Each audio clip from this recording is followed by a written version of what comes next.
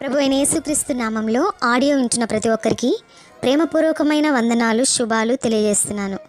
నమస్తే మేడం ప్రియా చౌదరి గారు, యమునా పాఠక్ గారు, యాక్ట్రెస్ మాధవీలత గారు, కరాటే కళ్యాణి గారు, మహిళా సంఘ సంస్కర్తలైనటువంటి మీ అందరికీ కూడా నా నమస్కారాలు.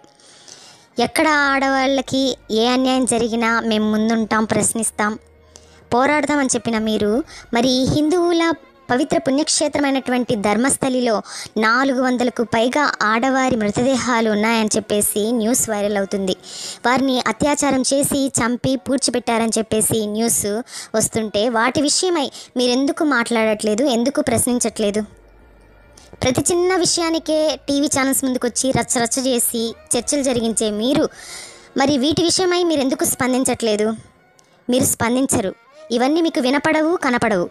ఎందుకంటే ఇది ఒక హిందూ ధర్మానికి సంబంధించిన ఆలయం కాబట్టి, దీని వెనుక చాలా పెద్దవాళ్ళ హస్తాలు ఉన్నాయి కాబట్టి వాటి విషయమై మీరు స్పందించరు, మాట్లాడరు. మాట్లాడితే ఎక్కడ మీ ప్రాణాలకు ప్రమాదం వస్తుందోనని చెప్పేసి మీరు మాట్లాడరు. అదే ఒక క్రైస్తవుల గురించి అయితే ఉన్నవి లేనట్టుగా, లేనివి ఉన్నట్టుగా మీరు మాట్లాడతారు. ఈ ఘోరాలే కనుక ఏ చర్చిలోనో జరుగుంటే ఆ పాస్టర్ల మీద దాడులు జరిగించేవాళ్ళు, ఆ చర్చిలను కూల్పించేసేవాళ్ళు, ఈ దేశంలోనే క్రైస్తవ్యాన్ని లేకుండా చేసేవాళ్ళు. అంతే కదండి.